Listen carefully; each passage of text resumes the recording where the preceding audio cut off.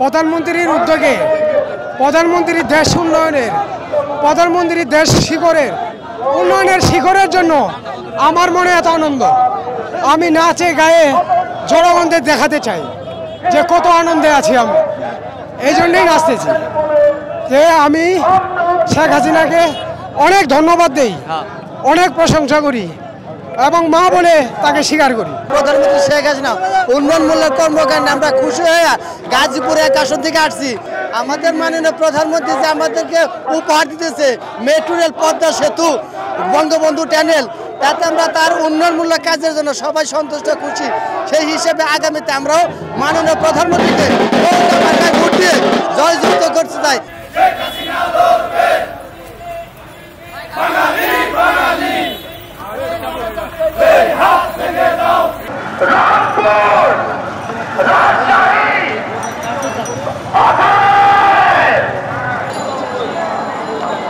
দেশের জন্য যেভাবে কাজ আগাইছে, তারপর মেট্রো রেল করছে, এই যে টানেল উদ্বোধন করলো, এগুলাতে তো আমাদের শেখ হাসিনা আসার কথা। বিএনপির কথা কি বলবো, ওদের কথা বলার মতো ওদের কিছু বলার মতো কিছু নাই তো।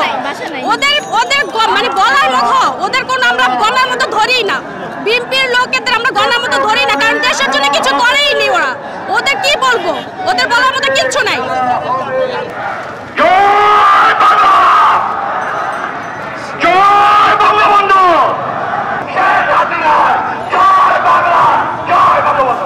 নেত্রী এখন আমাদের যে উপহারগুলি দিচ্ছেন, ভবিষ্যতে থাকতে পারলে আরো ভালোভাবে করবেন আশা করি। না, বিএনপি বিরোধী সরকার তারা বিভিন্ন ধরনের কর্মকাণ্ড অগ্নিসংযোগ চালিয়ে যাবে, এটাই স্বাভাবিক। কারণ একটা সরকার যদি উন্নয়নমূলক কাজ করে তাহলে বিরোধী দল বাধা হয়ে দাঁড়াবে, এটাই স্বাভাবিক। তারা করুক, যাই করুক, ইনশাল্লাহ জননেত্রী শেখ হাসিনা তার ডিসিশনে তিনি তার যে উন্নয়নমূলক কাজগুলি ধরেছেন এগুলি শেষ করবেন ইনশাল্লাহ। বাংলাদেশের যে উন্নয়ন, এটা তো আসলে জননেত্রী শেখ হাসিনার সরকার ছাড়া কারোর পক্ষেই সম্ভব ছিল না।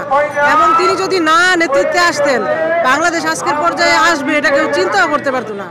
তো তিনি স্রষ্টা প্রদত্ত আমাদের বাঙালি জাতির জন্য এক বিশেষ উপহার, এটা স্বীকার করতে কোনো দ্বিধা নেই। তার যে মেধা, বিচক্ষণ, দূরদর্শিতা, সেটা আসলে অন্য কারোর মধ্যেই নাই। এবং পাকিস্তান, বাংলাদেশ থেকে যখন পাকিস্তান বিচ্ছিন্ন হয়ে গেল, 2 পাকিস্তান, তারা এখনো কত পিছিয়ে আছে। আজকে যদি বিচ্ছিন্ন না হতো, তারা আফসোস প্রকাশ করেছে যে আজকে অর্থনীতি এক কাতারে সামনের দিকে এগিয়ে যেতে পারতো। সেই পাকিস্তান আছে কত পিছিয়ে আছে। আজকে জননেত্রী শেখ হাসিনার কারণেই কিন্তু এই উন্নয়ন সম্ভব হয়েছে। শুধু মেট্রো রেল কেন, বাংলাদেশের প্রত্যেকটা সেক্টরেই মানে অকল্পনীয় উন্নয়ন সম্ভব হয়েছে। এবং আমরা স্মার্ট বাংলাদেশ গঠন করব জননেত্রী শেখ হাসিনার নেতৃত্বে। এবং এতে কোনো সন্দেহ নাই, এটা সাধারণ জনগণ বুঝতে পেরেছে দৃশ্যমান এবং সামাজিক উন্নয়ন কতটুকু হয়েছে। এবং এই ধারাবাহিকতা রক্ষার লক্ষ্যে সাধারণ জনগণ অবশ্যই নৌকায় ভোট দিবে এবং জননেত্রী শেখ হাসিনা আবারও সরকার গঠন করবে এবং এই দেশ আমরা উন্নত দেশ হিসেবে গড়ে তুলব এবং স্মার্ট বাংলাদেশ হয়ে উঠব। আমরা সেই আশাবাদ ব্যক্ত করি, প্রত্যাশা করি।